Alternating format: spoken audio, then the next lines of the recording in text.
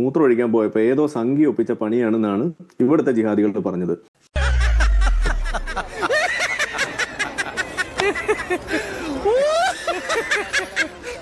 ഇവർ ഈ ചെയ്തതിന്റെ പിന്നിൽ ജിഹാദ് എന്ന് പറയുന്ന ഇസ്ലാമിൽ ആശയമാണെന്ന് പറയാൻ നട്ടലുണ്ടോ ഈ ജലീലിന്? ഇവിടെയും ഇസ്ലാമിൽ പങ്കില്ല എന്ന് പറഞ്ഞിട്ട് ജിഹാദികൾക്ക് ഈ കൂട്ടിക്കൊടുപ്പ് നടത്തുന്ന പണി തന്നെയല്ലേ ജലീൽ ചെയ്യുന്നത്? ഭീകരവാദം തന്നെ, പ്രത്യേകിച്ച് ഇസ്ലാമിക് ഭീകരവാദം തന്നെ പറയാൻ പാടില്ല. അത് പറഞ്ഞു കഴിഞ്ഞാൽ തന്നെ ഇവിടെ വലിയ പ്രശ്നം എന്നാ പറയുന്നത്.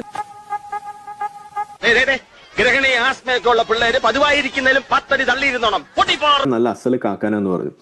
അത് തന്നെയാണ് കേട്ടോ ആള് പറഞ്ഞ ആ വാക്ക്. ഞാനും അത് തന്നെയാണ് പറയുന്നത്. ആള് അസൽ കാക്കാനെന്നല്ല, നല്ല അസൽ ജിഹാദി കാക്കാനാണെന്നും കൂടിയാണ് ഇവിടെ നമുക്ക് തെളിവ് ആയിട്ട് കിട്ടിയിട്ടുള്ളത്. ഇതൊക്കെ എന്തിനാ താൻ അന്വേഷിക്കണേ?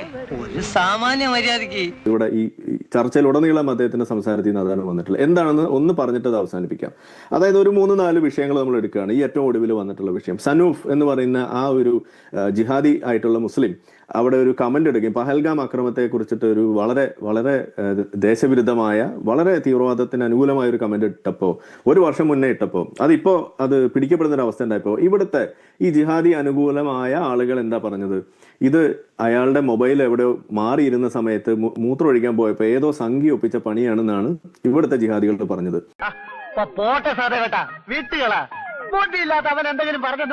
സമാനമായ രീതിയിൽ ഈ പറയുന്ന ഈ കമന്റ് ഇട്ടത് മോശമാണ്, പക്ഷെ അയാൾ ചെയ്തത് ഒരു വളരെ ക്രിമിനൽ ആയിട്ടുള്ള ഒരു സംഗതിയൊക്കെയാണ്. പക്ഷെ ഇതിന്റെ പിന്നിലുള്ള ആ മൈൻഡ് സെറ്റ്, ആ റിലീജിയസ് ആയിട്ടുള്ള മോട്ടിവേഷനെ തള്ളി പറയാൻ നമ്മുടെ ജലീൽ തയ്യാറല്ല.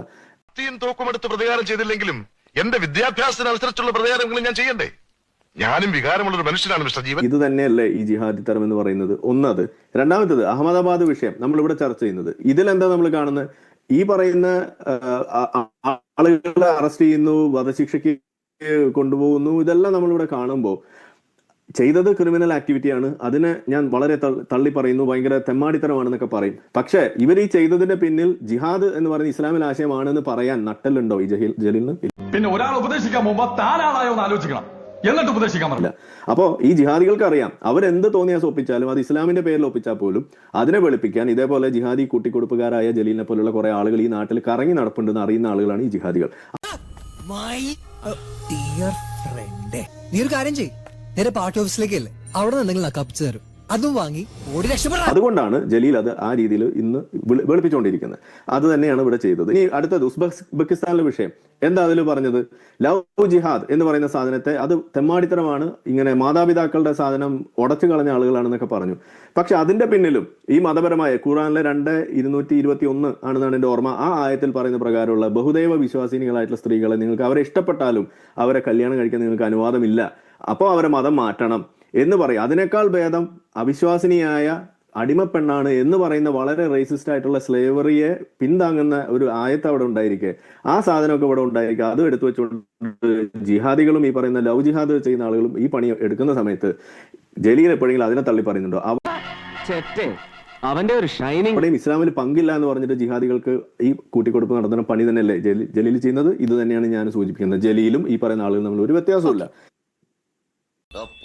മോനെ, നിന്റെ ഈ തൊട്ടിത്തരം കണ്ടിട്ട് എനിക്കങ്ങോട്ട് സഹിക്കാൻ പറ്റുന്നില്ല. അത് ഈരാറ്റുപേട്ട മലപ്പുറം മാത്രമല്ല, ഭീകരവാദം തന്നെ, പ്രത്യേകിച്ച് ഇസ്ലാമിക് ഭീകരവാദം തന്നെ പറയാൻ പാടില്ല. അത് പറഞ്ഞു കഴിഞ്ഞാൽ തന്നെ ഇവിടെ വലിയ പ്രശ്നം എന്നാ പറയുന്നത്. ഈ ദുശകരം പിടിച്ചവനെ ആദ്യം അടിച്ച് പുറത്താക്കാൻ. കാരണം ബാക്കിയെല്ലാം പറയാം, ബാക്കിയെല്ലാം സംസാരിക്കാം, പക്ഷേ തെറ്റ് ചെയ്യുന്ന ആളുകളെ കുറിച്ച് പറയുമ്പോൾ അതിനകത്ത് ഇസ്ലാം എന്ന വാക്ക് ഉപയോഗിക്കരുത്, ഭീകരവാദം എന്ന വാക്ക് ഉപയോഗിക്കരുത്. ഞാൻ ചോദിക്കട്ടെ, സക്കീർ നായികിനെ തള്ളി പറയാൻ ജലീൽ തയ്യാറാണോ? 5 നേരം മൈക്ക് കെട്ടി നിസ്കരിക്കുന്നത് പരമത വിദ്വേഷമാണ്. സക്കീർ നായിക്കിനെ ഈ കേരളത്തിൽ കൊണ്ടുവന്ന് കോഴിക്കോട് പ്രസംഗിപ്പിച്ചത് ഇന്നത്തെ മുസ്ലിം ലീഗിലെ ചില പ്രധാനപ്പെട്ട ആളുകളാണ്. അവർ ചെയ്തത് തെറ്റാണ് എന്ന് പരസ്യമായി പറയാൻ പറ്റുമോ?